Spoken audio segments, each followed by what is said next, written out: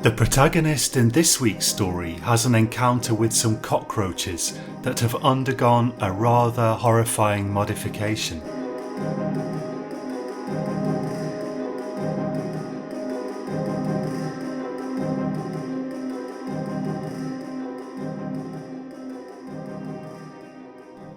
Before I went to Hungary, I had no especial horror of cockroaches.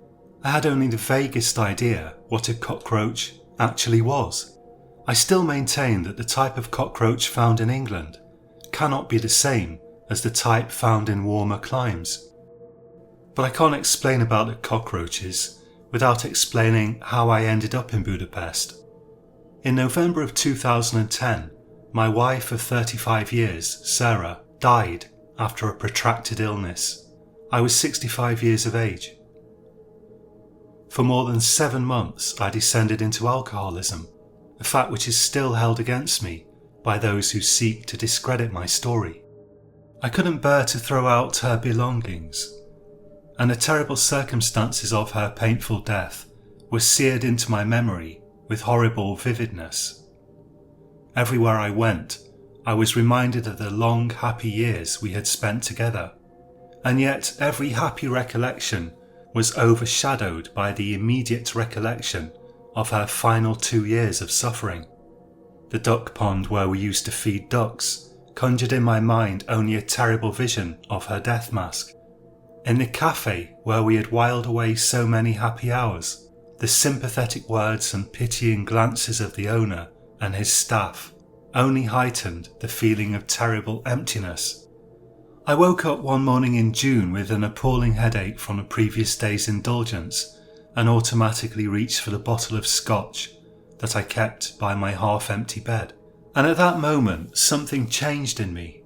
Perhaps it was only that the passage of time had minutely dulled the sharp edge of the blade of memories that tormented me.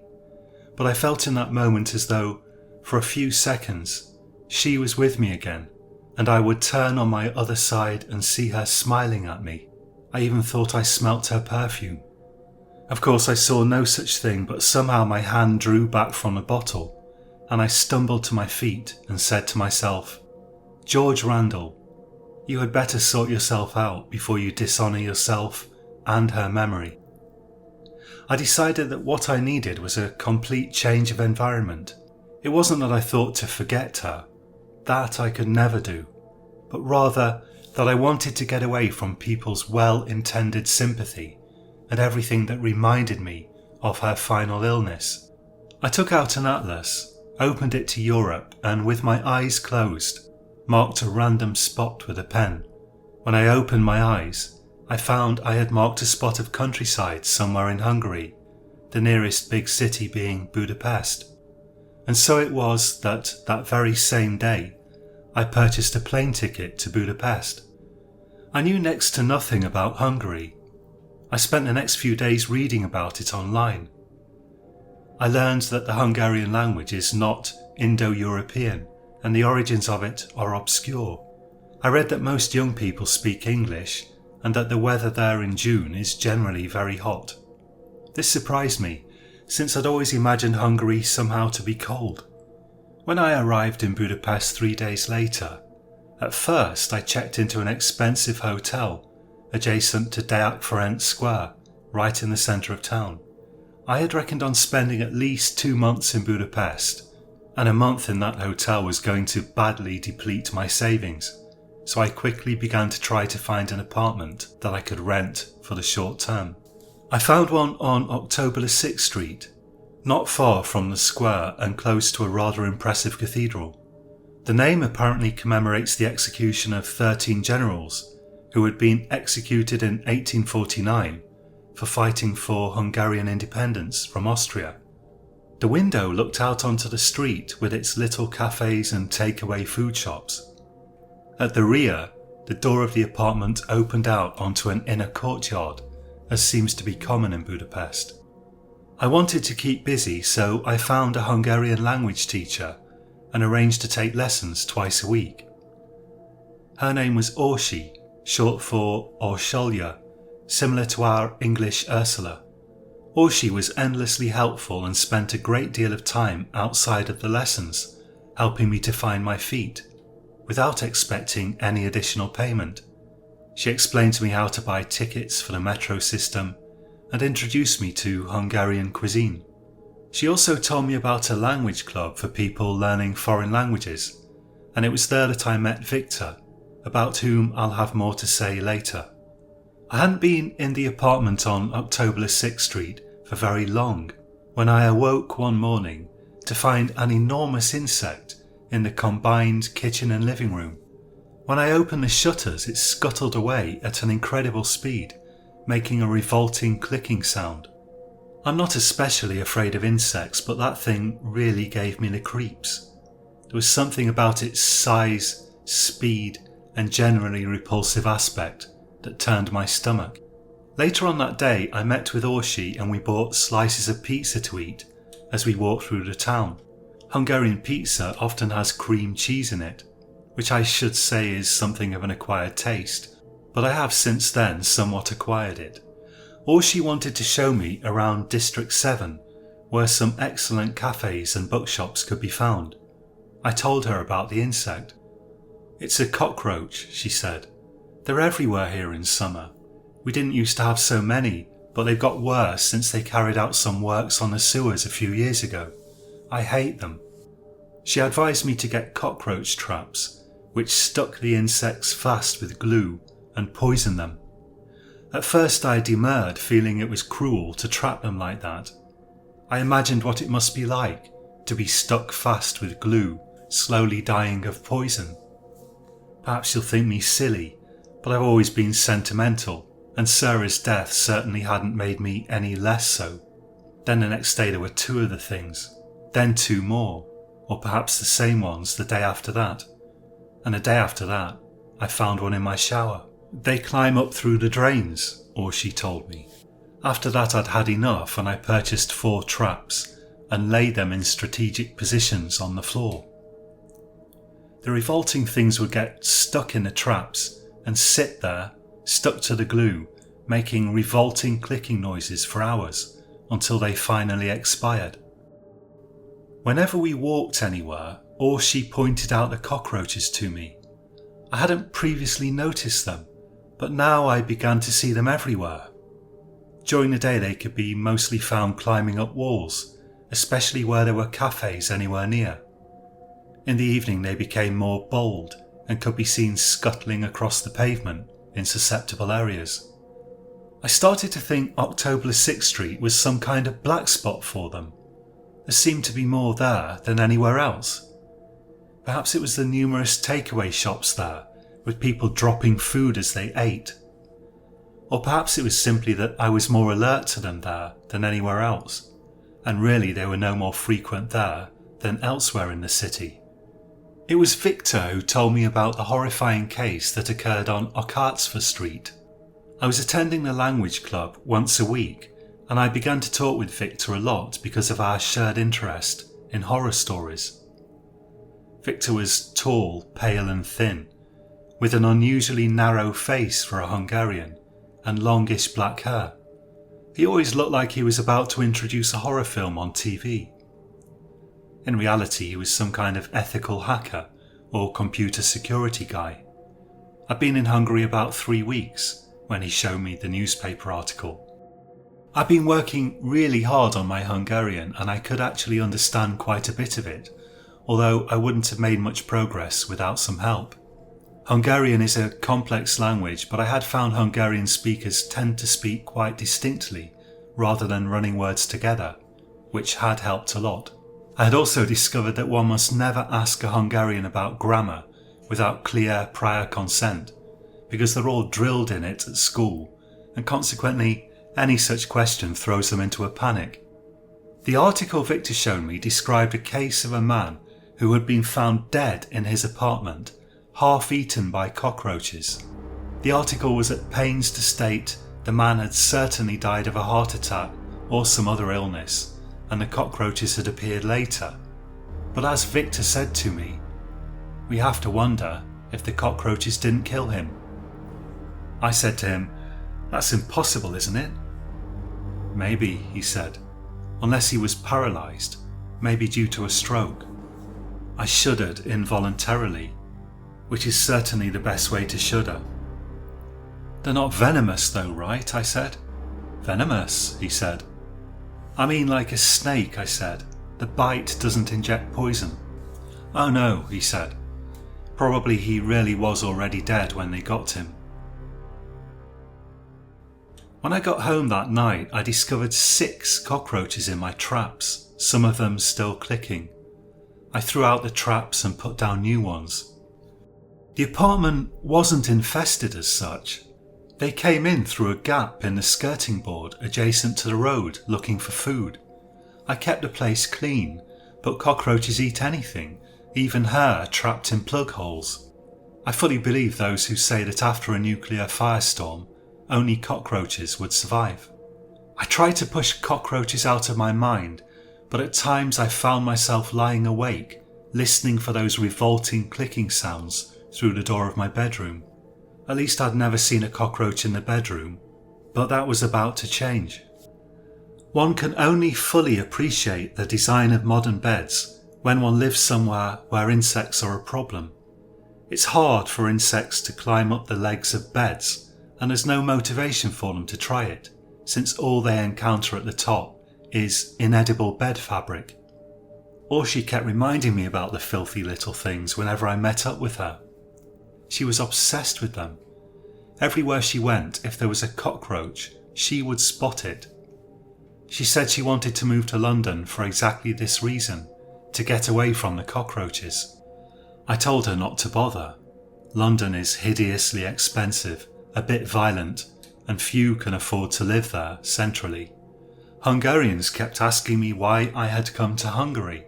They told me England is a land of green fields and castles. They asked me if I wanted to get away from English food.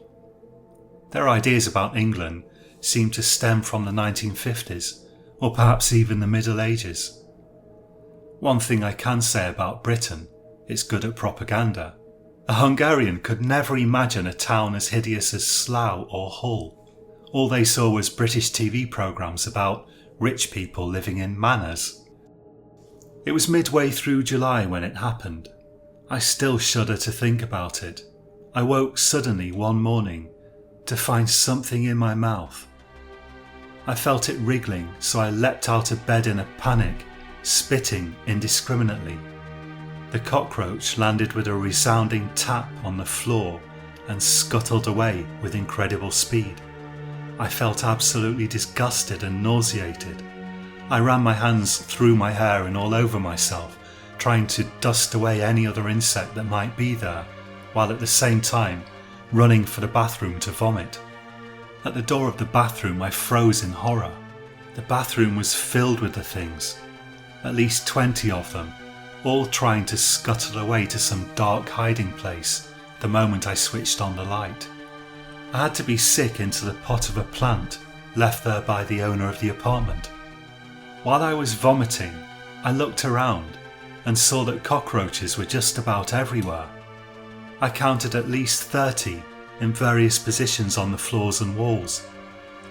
The traps seemed to be stuffed full of them, all clicking horribly. How had one of them ended up in my mouth? It must have crawled onto the ceiling and fallen, I assumed. I tried to steel my nerves and I went back into the bedroom to get dressed. All I wanted was to get out of there. Actually, at that moment, I was fairly determined to get on the next plane out of Budapest, wherever it was going. I dressed carefully, shaking out every piece of clothing, watching carefully for cockroaches on the floor. Then I ran out of the door that opened onto the courtyard at the back, and there I encountered an astonishing sight. Literally thousands of cockroaches were streaming along the veranda, apparently leaving the apartment next to mine. Some of them falling off the edge and dropping onto the concrete paving 2 floors down, with a noise resembling hailstones. I quickly shut the door, my heart pounding in my chest. Something truly grotesque was clearly underway. The only good thing was that it seemed like the insects were leaving, not arriving. But what on earth was going on in the apartment next door? I took a bottle of beer from the fridge, hopping over the disgusting beasts, and drank it quickly to steady my nerves.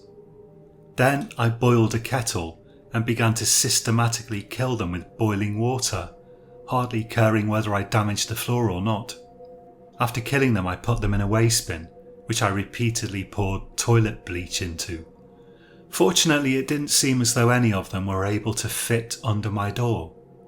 How they had got in, I didn't know, but I'm guessing they had all arrived the same way they had been arriving for weeks, through the gap under the window that faced the street, and up through the plug holes. When I'd killed them all, I tentatively opened my door and I was hugely relieved to find nearly all of them had disappeared, with only 1 or 2 stragglers left. I ran out of the building, taking a bag of dead cockroaches with me. It was still clicking a bit, but most of them were definitely dead, which I hurled into a litter bin down the street. Next I phoned Orshi. We arranged to meet for lunch. Then I went to a bar where I further drank a double whiskey. Periodically I still shivered convulsively when I thought of that cockroach in my mouth. It was possible I'd even swallowed 1 or 2 in my sleep. I met Orshi in a cheap cafe on Kirroy Street. By then I'd recovered my appetite somewhat, and I ordered rakot crumpli, which means layered potato, and consists of potato, boiled egg, sausage and sour cream. It's delicious, although I still found myself picking at it suspiciously. "Don't leave," said Orshi. "You just need to rent a different place. I've never even heard of this happening before. It must be a 1 in a million thing. Someone must have died next to you, and the cockroaches must have been feeding on him for days." "Why were they all leaving?" I said. "Wouldn't they just stay where they were?" "They must have run out of food," said Orshi. "Look, I'll help you find a new place. You didn't sign a contract anyway. The owner can't expect you to pay for somewhere that's infested." That night I stayed in a hotel. After I'd calmed down a bit, I decided to stay. At least I'd have a good story to tell people back in England.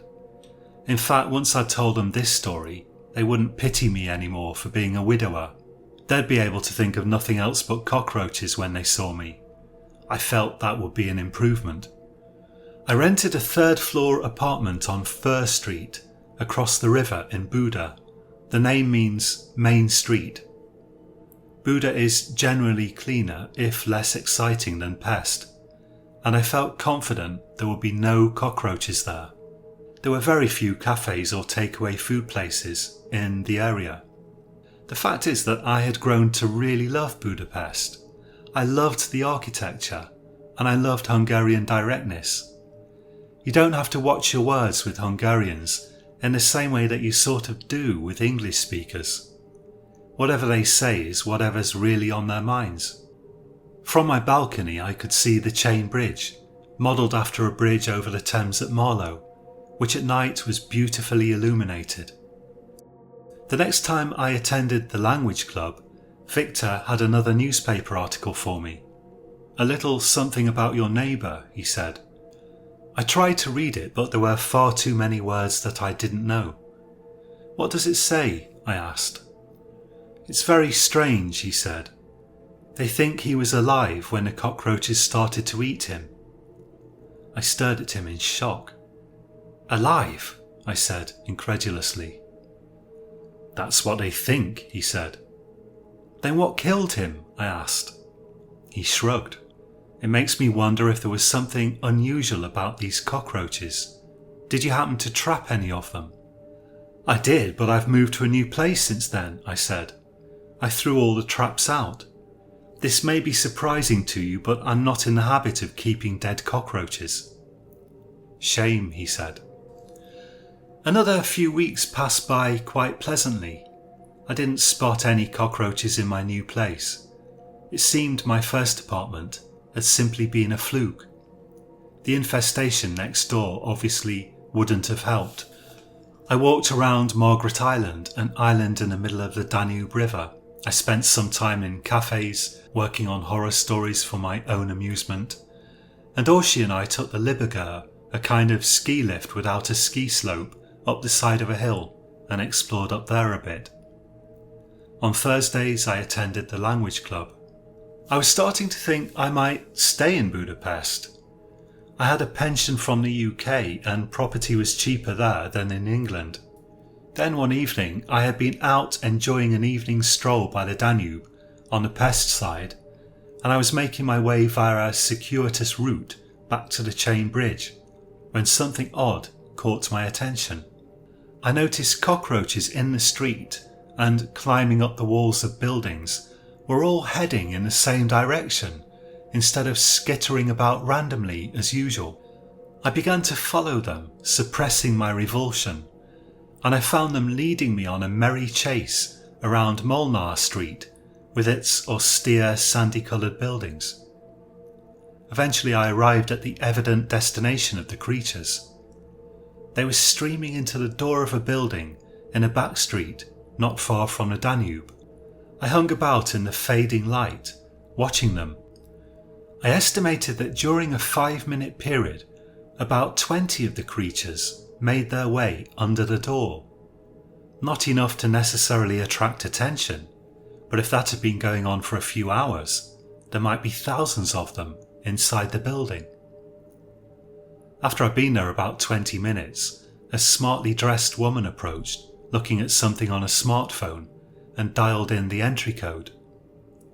She didn't notice the animals, and I felt it best not to draw her attention to them. When the door had almost closed behind her, I ran up and quietly slipped in. The woman had disappeared up the stairs without noticing anything amiss.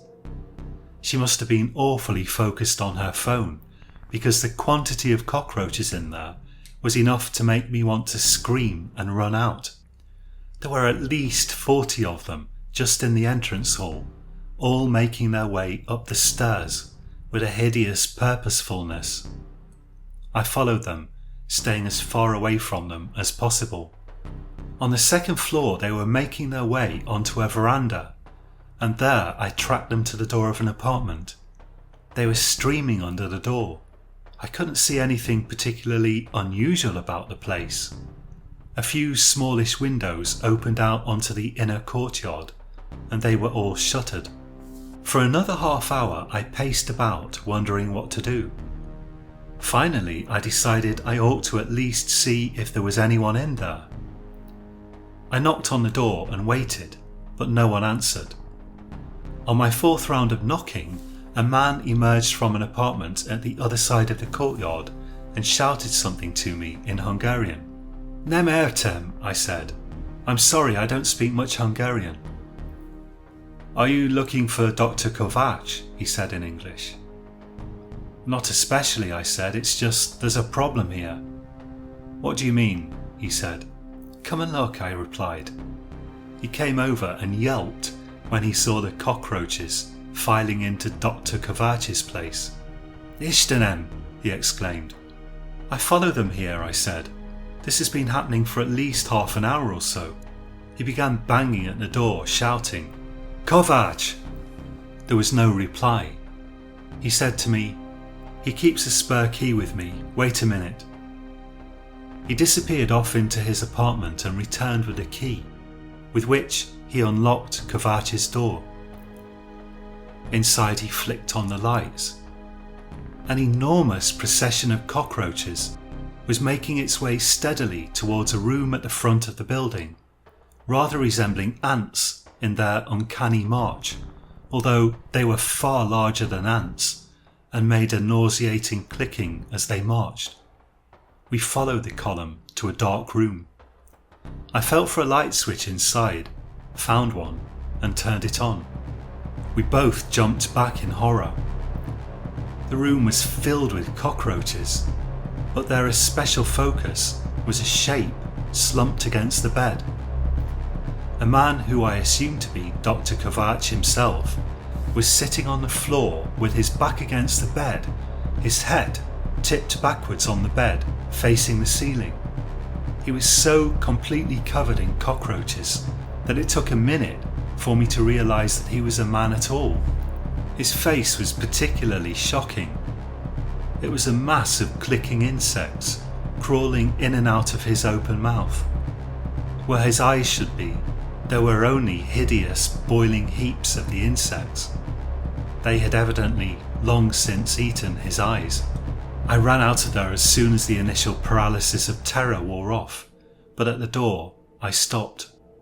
As the neighbour ran into his apartment to phone the police, a thought occurred to me, and I went back into Dr. Kovach's apartment and located the kitchen. In there, I was relieved to see only 3 or 4 insects. I found a small jar probably used for pickles and used it to scoop up one of the insects. This I wrapped in a piece of newspaper to conceal its contents. The police spoke to me for a short while, but I couldn't tell them anything useful, other than that I'd followed the cockroaches from somewhere near Molnar Street. They took my details and I left to return to my apartment on the other side of the Danube. As I was leaving the building, I stopped briefly outside to take a breath. I observed that the cockroaches in the street were once again milling about randomly. Across the other side of the street, I noticed a slightly odd-looking man. He was very thin and pale, with white hair and a somewhat angry-looking face. I caught him staring at me, but as soon as I noticed him, he looked away and hurried off down the street. I could only think he was wondering what I was doing, standing about in the street like that, although I hadn't thought I looked particularly out of place. I remember that on the way back I stopped on the chain bridge and stared at the water, wondering what was going on with these wretched insects, glad to be away from dry land for a bit. Whatever was going on with the cockroaches, it was surely something never before seen in the whole of history. Ants might perhaps march in purposeful columns, especially in the tropics, but cockroaches? The cockroach I had trapped in the jar sounded as though it was making enormous efforts to liberate itself. I shivered at the thought, but there was no way it could get through the glass, nor the metal lid. Just to be doubly sure, when I went to sleep that night, I left the jar immersed in a bucket of water laced with bleach, weighed down with a paperweight. Good luck with escaping from that, I said to it before I turned in for the night. The next day I took the jar to Victor's house. The insect was still alive. Victor was amazed to hear about the events of the previous evening. There has to be something unusual about this cockroach, he said. I'm going to examine it very carefully. Victor's house was a sight to behold. He lived there alone, having inherited the place from his grandmother. He had seemingly collected just about every type of old mobile phone possible, and even his living room was like a museum of old electronics and half-working ancient computers. If that was the part where he received guests, the mind boggles at the thought of what the rest of it must have looked like. A few days later, reports appeared in some of the newspapers. I asked Orshi to help me understand them. The reports only said that Dr. János Kovács, formerly a respected scientist who had performed groundbreaking research in several different fields, had been found dead at his home, where a severe cockroach infestation had also occurred. There was some speculation on whether Kovács had been living in insanitary conditions, and questions were raised about his mental health, and that was all. Later that day, I received a phone call from Victor, who suggested I head straight for his house. He told me he had discovered something remarkable. I went over there and he had an incredibly old microscope with Russian markings on it, standing on a table. "Take a look through that," he said.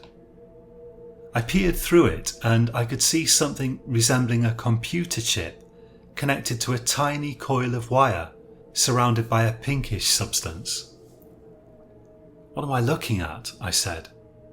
"I found it inside your cockroach," he said. I straightened my back. "You mean it's some kind of robot cockroach?" I said. "Not exactly," he said. "It just has some kind of device embedded in it." Like I told you, not a normal cockroach. I think it may also have been genetically enhanced to make it more deadly somehow. Are you telling me these cockroach swarms are murders? I asked. Well, he said, it looks like it, does it not? What I don't know is what this chip does. It has an aerial so it can be activated remotely, but a cockroach is a very stupid creature. There's no way it could be programmed to go to a specific location. Is it possible some kind of chemical trail was laid for them? I said. Possible, maybe, he said, looking rather thoughtful. Do you think we should tell the police about this? I said. I already tried, said Victor. They were still laughing when I put the phone down. Well, what can we do? I said. I'll try to figure out what the chip does, he said. That's all I can do at the moment. Bring me more of these if you ever get a chance. When I got home, or at least to my temporary home in Budapest, I started trying to research the men who had died. I wondered if there was something that linked them together. Eventually I figured it out. All three men had once worked for the same company, a place called Synapsis, which in English would be synapse. I couldn't figure out much about what the company had actually done. It seemed to be something to do with biotech. As far as I could tell, Synapsis had never worked with cockroaches. If there was some sort of intelligence agency or individual out there who was targeting these men, it seemed likely that the next target, if there were to be a next target, would be someone else who worked at the company. So I began to try to find out who else had worked there. It was then that I came across a rather startling photograph. One of the men who had worked at Synapsis bore a remarkable resemblance to the man I'd noticed watching me in the street. In the photograph, which I found on a half-working old website, he was standing together with 20 other people, and the resolution of the image wasn't great, but I zoomed in and to me it really looked like the same man. The names of the people in the image were listed underneath it, and he seemed to be a Dr. Balázs Sándor. Perhaps I should have reported my findings to the police, but I didn't fancy risking being laughed at, and I wasn't sure they would speak English.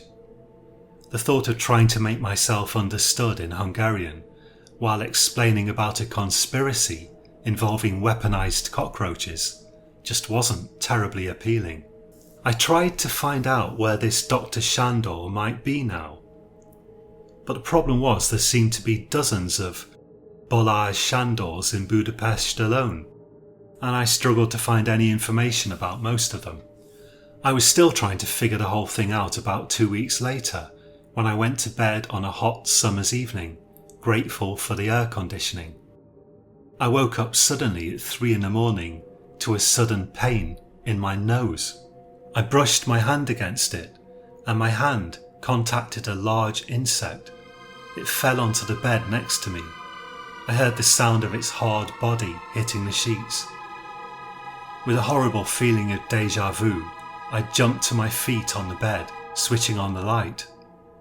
What I saw was far worse than the time they'd invaded my flat accidentally on the way from my next door neighbour. This time, they had clearly come for me. The floor of the room was nothing but a swirling mass of cockroaches. There were at least 50 of them actually on my bed, and I brushed another 3 off my pyjamas. My nose was stinging badly from where the first one had bitten me. I tried to kick them away with my feet, and another one landed a painful bite. Then I took the pillow, shook the roaches off it, and tried to use it to brush them away, attempting to at least clear a space for my feet. They were crawling up the wall next to the bed, and the ceiling was even swarming with them. From there, they were dropping onto the bed. A steady stream of them were making their way up the corners of the bed, evidently climbing up the bed legs. I desperately wished I'd carried out a plan I'd thought up to put the bed legs in bowls of water, but it was too late at that point. In any case, they were dropping from the ceiling, like greenfly dropping off a linden tree. More and more of them were crawling under the door of the room. I felt sick and dizzy and wondered whether their bites had poisoned me or whether the sickness was purely a psychological phenomenon.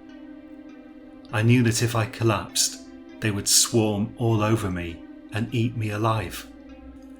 My mobile phone was on the bedside table, which was also swarming with the disgusting things. I swiped the worst of them off it with the pillow and grabbed the phone. Even in that short space of time, the cockroaches on the bed were up to my feet again. I feverishly dialed the emergency number, trying to suppress a rising wave of sheer panic, but my hands were shaking so much that I managed to mess it up twice. The entire wooden floor was so covered in insects that I could barely see any wood. I was just about to try to dial a third time when the phone rang. Bizarrely, considering it was 3 a.m, it was Victor. "Victor, I'm surrounded by cockroaches," I shouted down the phone. I know, he said. "I've been tracking them." "For pity's sake, do something," I said. "Call the fire brigade or something." "No need," he said. "Listen to me. They're following a signal. There has to be some kind of transmitter in your apartment. I'm going to try to jam it." The cockroaches were so fast, it was impossible to keep them off my feet. They were starting to bite, and their bites were incredibly painful, quite unlike, I'm told, the bite of a normal cockroach. I could feel my nose already swelling up. "Hurry up!" I screamed into the phone. "One moment," said Victor. I frantically hit at the insects with the pillow.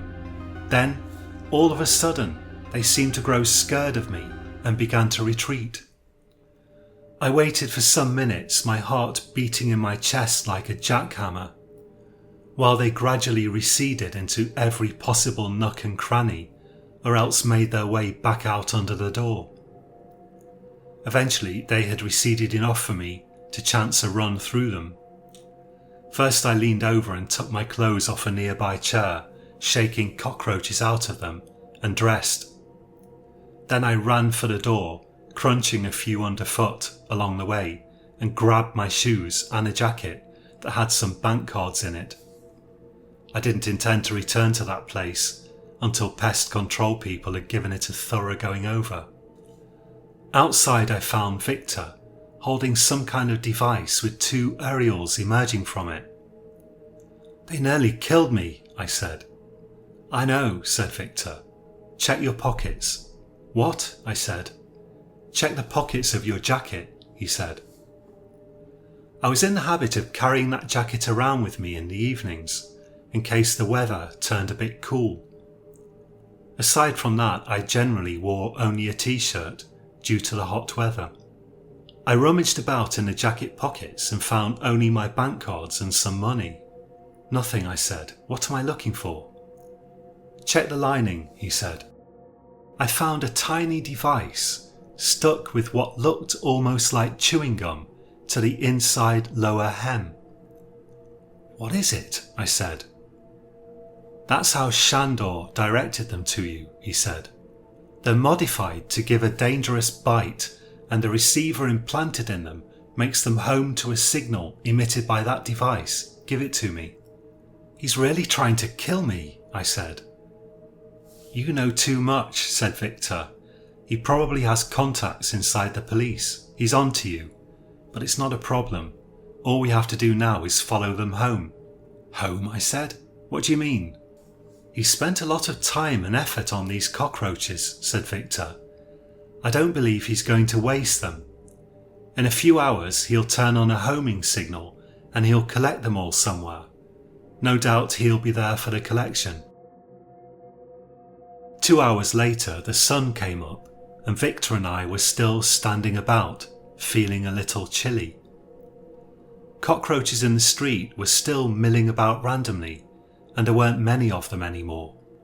Around 7 I went off to buy us a coffee from a cafe that I knew opened early, and when I got back about half an hour later, Victor seemed excited. "They're on the move," he said. "We have to follow them." The cockroaches were all making their way steadily down the street, dozens of them streaming gradually out of the building. We followed them all the way along the chain bridge and into Pest. Eventually we arrived at a run-down looking building somewhere near Corvin Square. I was amazed the creatures could even walk that far. It was also rather amazing that no one else seemed to notice them, but Orshi was really the only person I knew who did happen to pay attention to cockroaches. They were streaming purposefully into the building.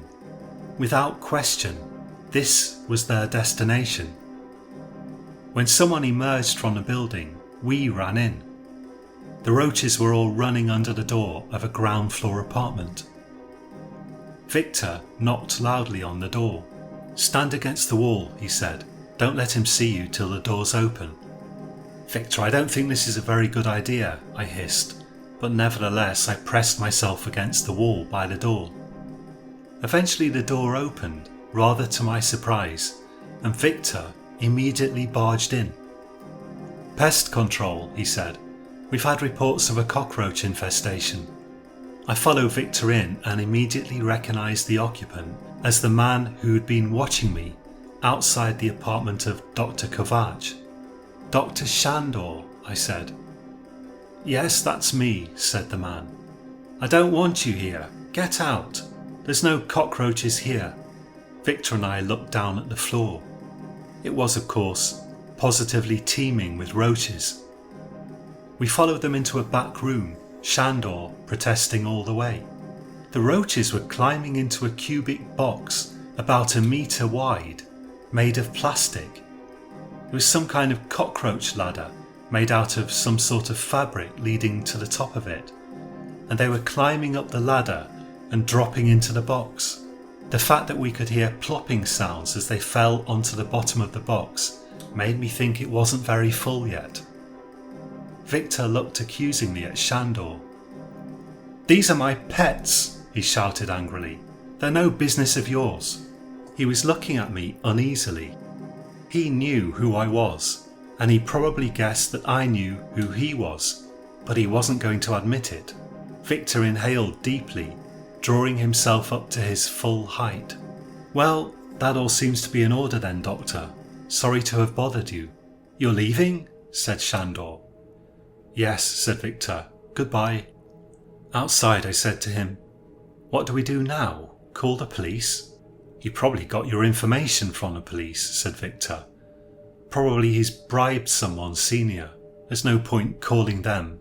"Then what?" I said. "We just let him get away with it? He'll kill more people." "Don't worry," said Victor. I dropped the transmitter from your jacket into his pocket. He took out the jammer he'd made with its 2 aerials, which, ironically, reminded me somewhat of a cockroach, and flicked a couple of switches.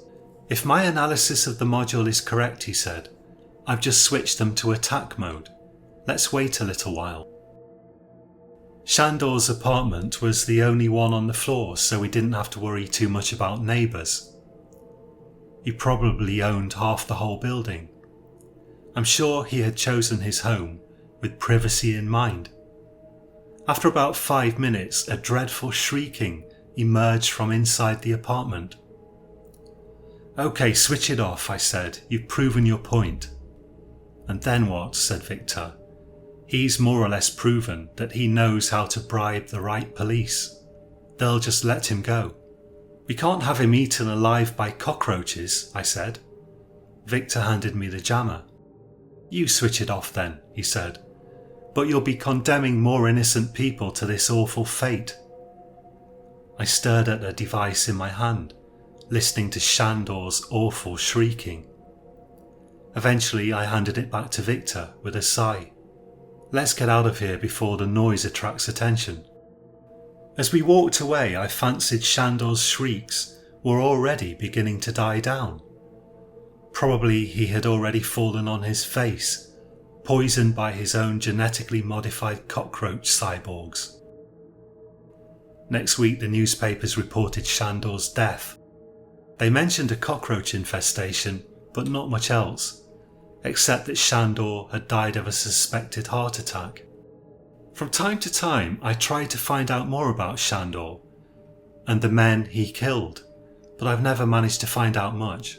Clearly they had worked together and he had developed some kind of a grudge against them. Then he had taken his rather unique set of skills and used them to create a legion of cockroach soldiers. I decided to stay in Budapest. From time to time Orsi likes to point out the cockroaches to me in the evening, but they don't really bother me anymore. As long as they stay outside, I'm fine with them.